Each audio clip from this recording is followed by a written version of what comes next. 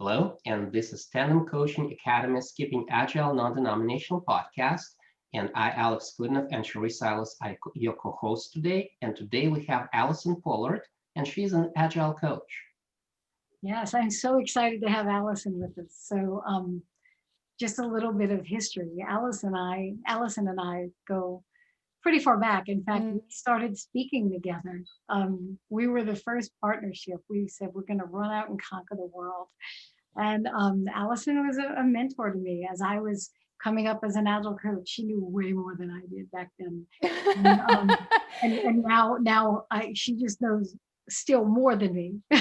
It's so we're such a good partner duo, because you were more experienced in public speaking outside of Agile, and I knew the Agile stuff inside out. And so us partnering up to co-present for the first time, we had it. We talked about what's the thing we're both doing, what is it we're seeing, we land on the perfect topic, and then Cherie starts putting it out there and everyone said yes. And I was along for the ride of how to get the deep dive into public speaking. Have someone that signs you up for a ton of events and you get that practice over and over and over and over. Yeah, it was really great because we go to these big conferences and everybody knew Allison and I was her sidekick. So why don't you tell everybody a little bit about who you are, Allison? And So like Alex said, I'm an Agile coach. Although even that title I've kind of struggled with in the last 3 years in particular. I've worked with some development teams, so I was a team coach. Then I started working on how to really mentor up the internal Agile coaches for a client. So slightly different stance. It then shifted to focusing on leadership and first kind of that enterprise coach sort of role of what is this transformation for your company? How do you think about it? Where do your teams need to be? And then even that's changed to be what's the culture that we want to have? What are the kinds of results that we need to see, from your products? And what are all the things that you need to be doing and showing up as a leader to enable that to happen? That's kind of my personal journey of okay, you pivot yourself a number of times to support the people that you've chosen to work with. And it's been pretty exciting and pretty topsy-turvy at times. Yeah, and so as they say, there's no more permanent things than temporary things, right? And change is the name of the game. Yeah. And it seems like Agile coaching and Agile coaches are supposed to be very comfortable with change, right? We embrace change, we do all that thing. So what skills do Agile coaches bring to the table, in your opinion, that help them deal with this constant state of turmoil of change? Yeah, well, I think one, we probably notice a bit earlier when change is about to happen, right? There's that friction that starts to come up, perhaps just in what we're feeling and observing, and the conversations we're a part of, or noticing some of the trends that are happening. We start to sense it, I think, before others might, because we're used to living in some of that uncertainty.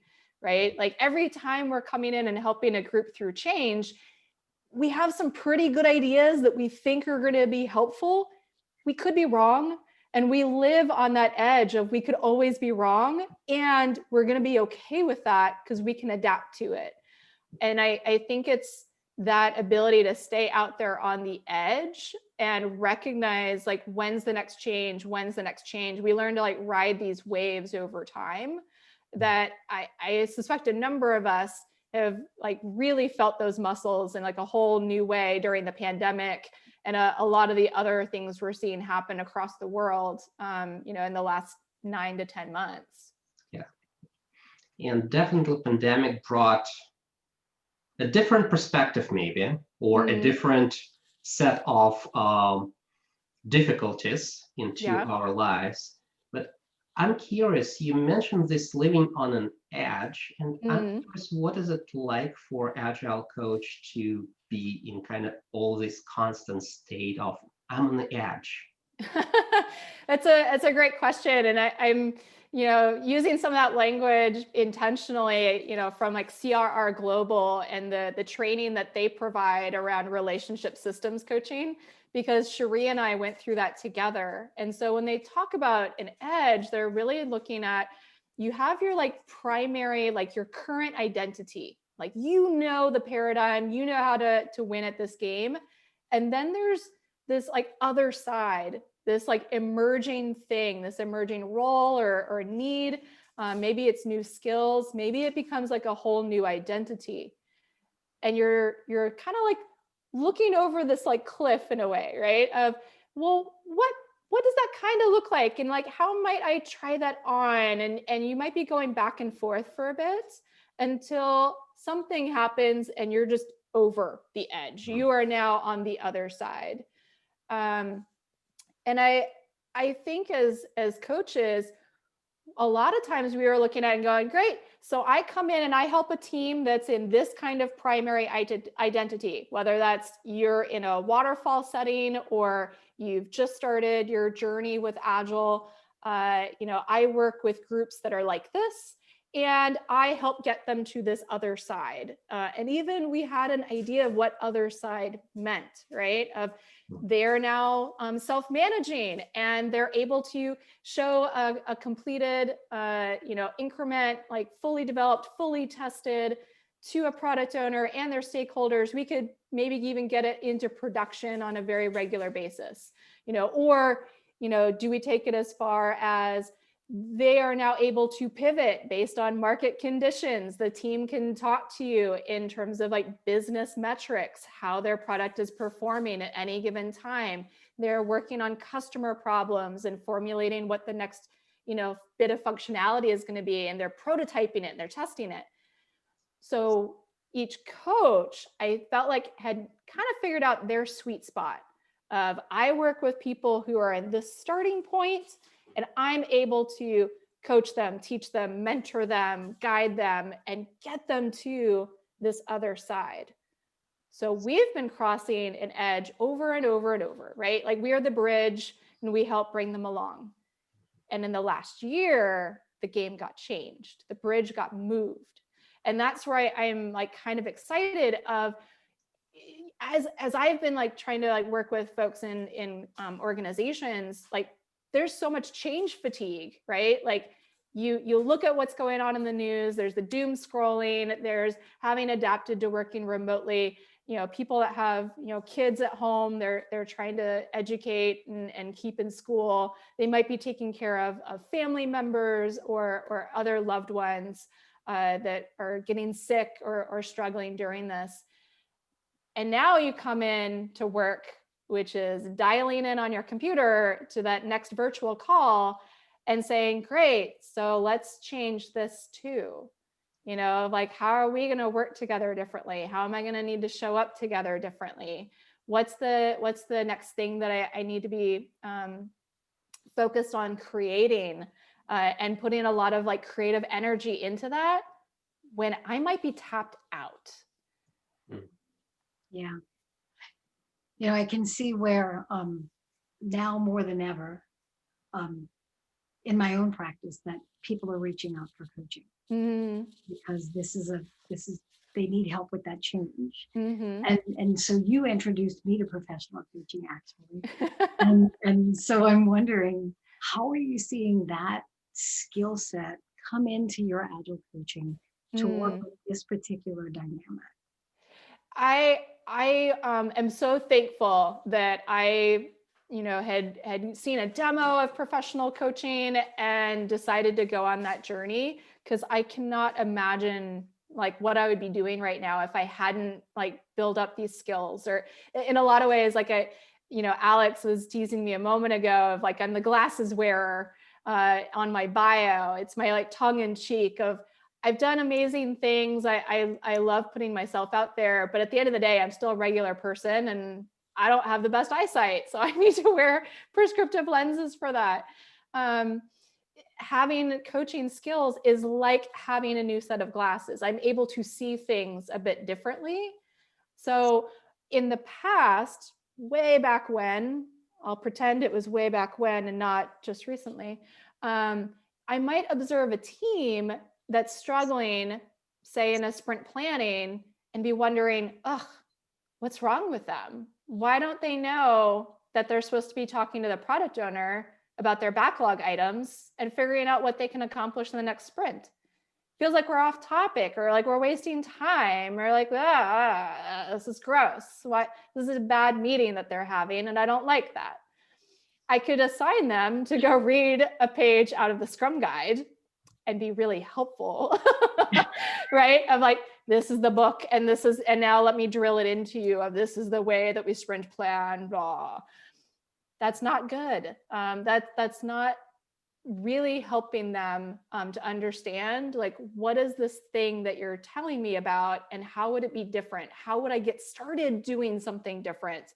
Like we've built up these patterns of how we relate to one another and how we talk to one another, and the things that we look at, and like, what's that first step, or what's that big step, right? Like, what's the way that we change together and hold one another accountable through that change, since we're trying to embrace that team mentality. And I think that's where going through, hundreds of hours of coaching, by practicing to being the coach, by getting coached myself, by observing coaching, listening to coaching, you become attentive to what are the things being said and what's not being said.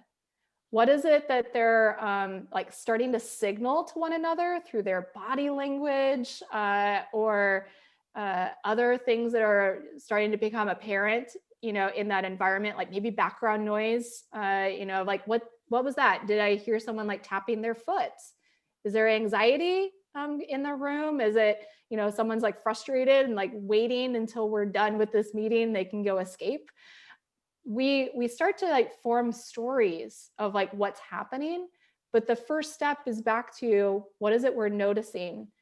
And I think the power of coaching is being able to notice things we might not have noticed before, and being more confident in asking the question or reflecting it back, some way of now letting the group become more aware of it and decide, is this something we should do something about and work with.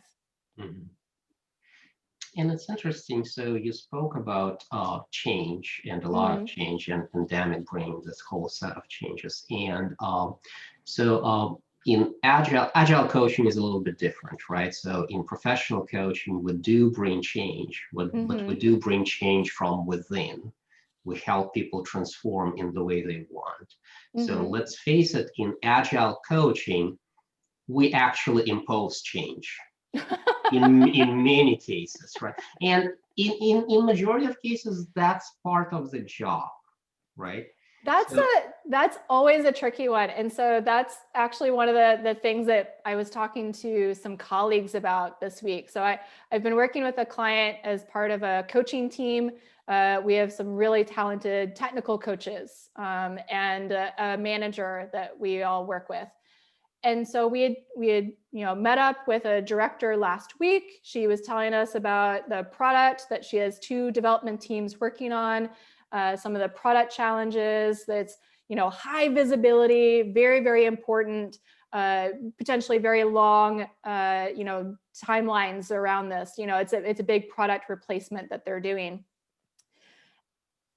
And the technical coach that was in the meeting with us was saying, great, so for me and how I work best, what I would be asking you to do is provide me a team of 5 people. 5 people, including a product owner and like someone that has the UX, like user experience, design skills and all, and then the folks that have the development skills, but 5 people. And with a 5-person team, what I can do is be embedded with them. We will understand the customer needs. We will do rapid prototypes and testing and validate every step of the product coming to life. And we will be able to put this in production and respond very quickly, because we'll have real-time metrics of how is this helping your organization and how is it helping the customers. So if you want to sign up for that coaching journey. I am absolutely your person. And I went, wow, I love his clarity. I like, he's done it in a number of companies. He's amazing. And I love that I get to work with him. And then we all kind of knew, like, for this particular situation and this particular like director, that is way too big of a change. You know, like they have two teams. They have like two teams of about 10 people each. They have so much visibility around this that it's deeply uncomfortable for the organization to take what feels like a very radical move of, hi, I'm taking 5 out of your 20, the other 15 can go, I don't know where, and figure something out. And we're going to be moving at a rapid pace that most people cannot even fathom right now. And the product is going to emerge over time, right? So whatever solution you have in your head right now, especially if it's a replacement of a product, you're thinking it's kind of like that, but not all the ugly stuff about it. No. This is a game changer, right? Like we're talking like how to create a differentiator, you know, for your business with this kind of approach.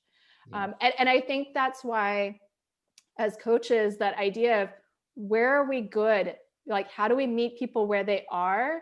But then that crux of it of like, so I'm going to be with you on your Agile journey. And I might want to like impose some change or like inflict some help. There's a point in time where I think each of us has like made the mistake of, I'm pushing for things that they just cannot handle right now, or they're not willing to go along with.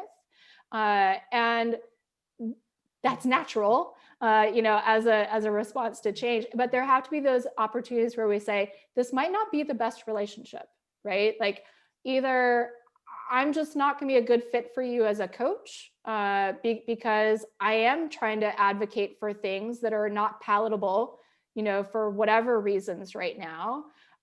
Or I kind of need to have that conversation, like, let's reset some expectations. Like, I might be trying to get you into like a different like zone of agility than what is truly needed right now. And so that was even like the conversation that we were having kind of like offline amongst ourselves, you know, of, okay, given where this team is right now, these two teams, and some of the pressures and the things that are happening, you know, here's the smaller step that would be, you know, highly beneficial compared to where they are right now. It would actually be a step in the like bigger journey, I guess I would say, towards what the technical coach was advocating for. But for them, it feels like the stopping point. Like, if you can get them to what that thing is of just a little bit better than where they are right now, that's what they can grasp in their heads. That's where they're willing to like sign up like energetically to invest in that and work towards that. Are you the coach that can take them there while still holding out hope of like, maybe someday they'll be ready. They'll be able to like envision where we could go, you know, beyond that. And I think that's the challenge. Here's the carrot, just go after it. Right. Yeah. Like the sad thing is like the carrot's not in like one spot. Like this is something that I learned, particularly from the Agile fluency model, that really shifted my thinking of like, let's actually take a step back and understand, you know, what is that like long journey that a team could potentially take. And some of these, like, I'll call it like a milestone, but it really is like that zone, right? Of like, if you can get to here, good stuff is happening, right? Like, you're better as a team, you're providing some benefits to the organization, customers are getting a better thing. And then if you want to go further, you could go to this next stop. And I love that they you know, use this metaphor of, you're basically looking at like a bus ride, and it's the manager, it's the sponsor that is saying, I'm willing to pay the ticket. Here's the zone that I want the team to get to. And we as coaches working with them, you know, in this conversation, You can't just say, hi, I would like to get to the last stop. Great. The ticket price is not the same for every stop along the way. So if you want to go there to like the end all be all, like this is super agile and I get every benefit we've ever talked about in presentations around agility. Now let's talk about how are you going to get there? What kind of a timeline is realistic for that? And the serious like commitments and effort that a leader is going to have to put in to make that happen as well. Yeah. Because I sometimes wish, I talk to leaders and I'm like, I wish I could come in as a coach and be like a magic wand, right? Of what is your wish for this team and agility? Wave Allison around and say the right words and ta-da, it has happened. Yeah. If I could do that, I could be rich, but then two, I'd probably be so bored. I would probably like find another job, right? Like that's just like weird, coach as magic wand. But yeah, I'm not particularly sure any magical wand got any reach at any time. They probably were used for others' purposes. I know they're like, well, I'm just going to wish for the money. That's a lot easier. But the thing we always have to keep in mind is it's not just that the coach makes it happen, right? Like we need to be working, can I say, in tandem with the managers and with the leaders, around them. Like we have to help change the context, change the environment that the team is operating in. Yeah. So you touched on a couple of metaphors, and first of all, of course, meeting where they are, and that's being kind of go-to for Kanban community for a long time, and maybe as opposed to Scrum, and there's a lot of conversation going on right now there. And then you kind of brought in that metaphor of a bus, and what came up for me, I read it somewhere, and I don't remember where. I usually read and then forget where I read it. She was describing coaching journey, and she was actually saying that coaching journey is like a coach goes to the client's bus stop and then invites a client for a bus ride, and they take a bus and they have a ride. Yeah. So I'm wondering what agile coaches can do to make that ride more comfortable for their clients. And what they bring, what skills they bring to the table to make that change more palatable, easier, whatever that is. Yeah. Great question. Because you start off mentioning the like meet people where they are. And I know there are times where it's like, but I don't want to go where they are. Where they are is painful. Like, and I think it's always important for us to be able to say, hey, I want to acknowledge your history, right? Like whatever you've been doing up until this point, it has been successful, at least somewhere down the line. That's why you were doing it, right? This is what made sense to you at the time. So I don't want to throw stones at what you've been doing. And, it depends on the kind of coach you are. If I kind of love some of the like, let's take the big disruptive step, right? Like let's move into a Scrum. Let's move into, this framework. But there's that just quick touch point of, let me walk you through what this new thing is. Agile coaches being how we are, we have probably used a game or some kind of a simulation to give them like a small taste of that experience and what life could be like if we work in this new framework. And then we kind of ask the question of like, so you in? We gonna try this? Like let's do it for like say like 6 weeks, and then we'll be asking along the way, how's it going? What might we want to change to help our lives a bit? But let's give this a solid go, right, with this framework for some period of time. Totally cool. Others, like you were saying with like Kanban, you could really do like incremental changes over time with that team, like really starting where they are and like, let's visualize it. Like how do things happen today? How does work get done? How does that flow? And now that we've made some things visible, and I love, especially with Kanban, like it's explicit, right? It's one thing for me to ask a question of people, and I've like raised the awareness of like, quote unquote made it visible in that we all heard the same thing. And we have that recognition around it, but truly to like put these like online tools in place right now and to be able to see like, where is the work, like where are things getting stuck? How long is stuff taking? In a lot of ways, it's getting to that, I need to externalize my memory. And if I can put the problems out in front, it enables my brain to process it, like a second time or a little bit more deeply, that I'm able to find the next step or like find the next solution as a result of it. Because I'm gonna guess many of us are experiencing those moments of like, I don't remember what day it is, or I don't remember what I was working on, or who was I talking to about this thing, and like, where was that conversation happening? Was it an email or was it in Teams or Slack? And I think one way that we could be helping people now is, setting up that electronic environment, so to speak, of like, how do you have the information in places where you can find it?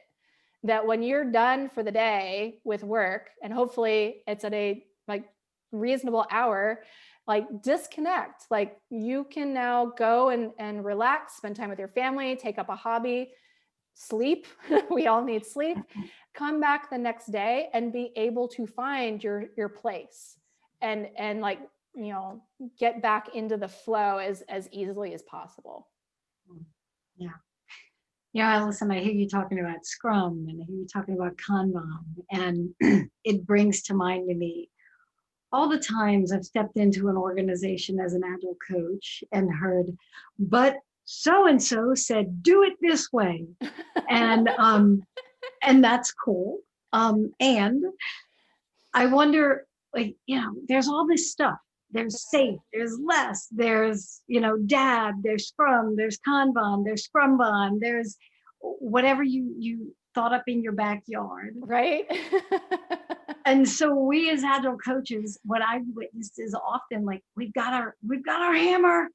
Yes. Yes. And the client is the nail. And yeah, so what are some thoughts you have around that? That is, when you started off saying of like, as a coach, I've stepped in, I was like, oh, she's going to say like, we've all stepped in it, right? Like we've all made the mistake, like I come into the organization with my hammer and why don't they appreciate my shiny hammer? Like I got it from Thor. This thing's amazing. But you're spot on. Like we tend to gravitate towards, like our own tool sets, right? Wherever we got the most experience with them, or which ones were we introduced first, or which ones were we introduced most recently. Like there's probably some particular framework or set of practices that we like to introduce over and over and over again. And I think there's a lot of benefit that we can provide when we're really clear, again, kind of that like value proposition back to the, sponsors, back to the teams that we're working with of, I do this, here's how I do it. I'm really good at helping teams get from here to here by, introducing Scrum, or by embedding with them in using extreme programming, or we'll be using Kanban and iterating through the flow and improving our cycle times and making smaller changes over the course of our engagement together.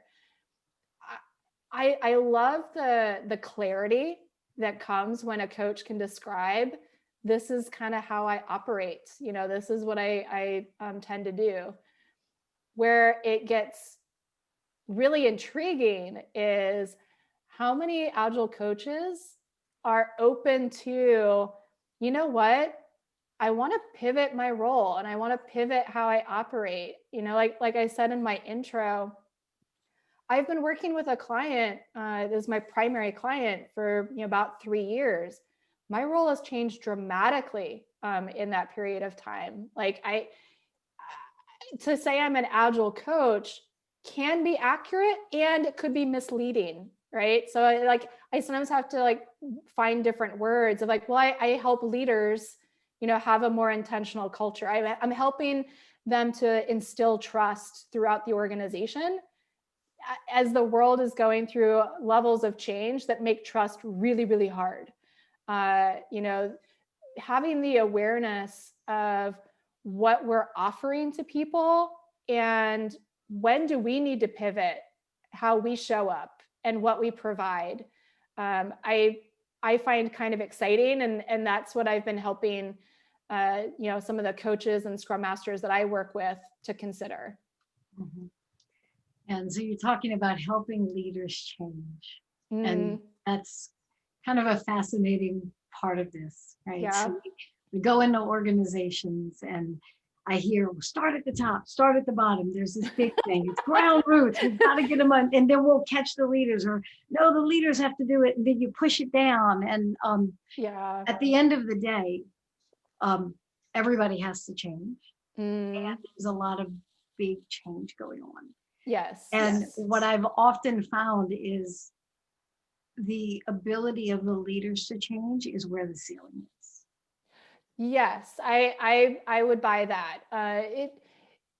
Because while you could have people, I guess I'll say like lower in the organization, I think we all kind of know what that means, right? The typical org charts. You could have people lower in the organization, secretly do larger changes for as long as they can get away with that, or experiment with things, be bold, be courageous, and be able to do that for some period of time. But you're right, at some point, like that ceiling really starts to kick in. Like maybe it's okay that one team does that weird stuff the way that they do, that doesn't fall in our like normal policies, or it doesn't match our typical training. But if that starts to go to a second team and a third team and a fourth team, fifth team, like sixth team, right? That there comes that point where the leadership could react by saying, no, that's not allowed here. That's not how things happen here. And it could, kind of hold in like a stasis, what the organization is able to be capable of, right? We can go no further than this, because that's just kind of where we are. Mm-hmm. And so that makes me wonder, is it okay that there's a ceiling and we didn't get complete agile transformation? Like there's a ceiling. And that's just gonna have to be okay. I mean, is that a thing? So this is where I like really tap into some of the things we learned in like professional coaching. That idea that like people are creative, they're naturally resourceful, they're whole. So like they're operating, they're functioning as human beings. They're informed adults. Especially in groups, like that group has intelligence about it. If I say like, leader, what you need to be doing is XYZ, when all you've ever known is 1, 2, 3, and they like in that initial conversation go, no, I'm definitely not. No. I could say, great, well, thanks for the time. I'm going to leave now. Bye. And that would be fine. Right. For me personally, I think part of like my way of like working with people is I want to be able to see like, where's the future you imagine for yourself. And I want, as a result of our working together, for you to not only like start making like real serious progress towards that, but I want to help you imagine further and bolder and help you be more courageous and confident along the way. And so if we are the kinds of coaches that can help people expand some of like their like dreams or like their goals, because we're able to show them it's okay to make change and that you're starting to like feel some success from it, I think that would be incredible. So I think what you're suggesting kind of throughout this conversation is that agility is not about the tools. It's not about the frameworks. And kind of, yeah, I recognize we knew that all the way, right? And it's not Mhm. about religion of Kanban or religion of Scrum or whatever. Whatever. I know Cherie kind of rattled out a lot of those, and I'm like, hmm. Like boom, So boom, it's boom, not boom, boom. Yeah. right. It's not about those denominations. It's about something else. Mm. So what is the heart of agility? What is at the core of it for you? Oh, excellent question. Yeah, this is um because it's like you're asking and sort of like what's the golden rule of agility, right? Like because if I think about religions, there tends to be that like golden rule that seems to show up, across the spectrum. Of like do unto under others as you would have them do unto you, so that like treat others as you want to be treated kind of aspect. And I think, from an agile perspective, there it's hard to say, because it's like um, so trapped in like whatever your particular words, like whatever your particular values are. Like for me, it's about like creating agility is about like building trust, and that comes by like clarifying expectations and having conversations around accountability and setting how we're going to work together. Uh, having the times where we recognize like what are your strengths and what are my strengths and how do we collaborate most effectively, or when do I like delegate, and like let you take it and run with it. And I think focusing on that trust between individuals, developer to developer, developer to product owner to stakeholders, to customers. Like it shows up in all these different frames. Doing the work of building the trust will help us to, stay together and be able to move together in delivering things for our customers. Mm-hmm. I want to dig a little bit level deeper. Mm. So it's trust, it's communication, it's kind of that high bandwidth communication. So when you are successful as an agile coach in that, what emerges for you and for your clients then? Oh gosh. Because I'm like thinking to, some of the clients I've worked with and the things that they say. So like one of my favorites, Jason, he basically says like, I feel smarter after I've talked with you, right? Like you've enlightened me, you've challenged me, you've helped me to look at things with like a newfound clarity, I guess you could say, that I take a lot of pride in. And it's tricky because like I think to Brené Brown, when she had written, I think it was Braving the Wilderness, and talking about like belonging. And there's that sense of like, to belong in a group, you're always like 1 foot in and 1 foot out. Like there are things that I share in common with the other people in this particular group, whatever it is. And there's the other things that make me different, that set me apart. And I am like always feeling that like 1 foot in, 1 foot out, like any group that I'm working with, of there are some things that we share in common. And I want us to be able to like lean into that and trust that and like find the like confidence of like, what are we able to do together because we all prize this or value this thing. And then at the same time, I have absolutely got to bring the things that make me different and distinct, and the values that I hold that might be complementary or even challenging. And it's that difference between us and our ability to hear the differences between us that will enable us to do things we might not have anticipated. Right. So, and it's interesting you mentioned kind of enlightenment and all that, right? And then we keep saying that if the only thing as coaches, professional or agile, we do is bringing more awareness to the client and give it back to them and ask them, what do you want to do with that?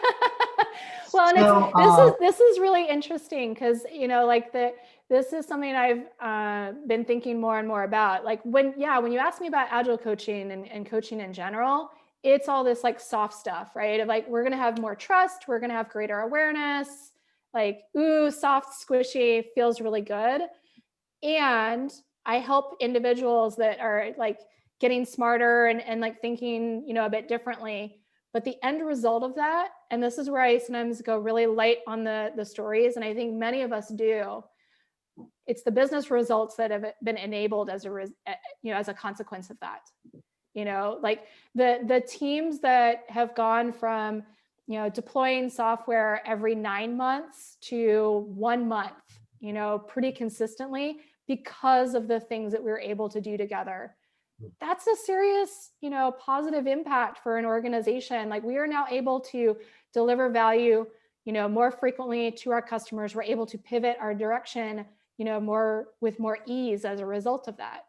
You know, like where are we able to all come together and recognize like, oh, actually, this particular product is not feasible. You know, it's not delivering the things that we thought it would to serve the customers. They're not responding to it the way that we anticipate.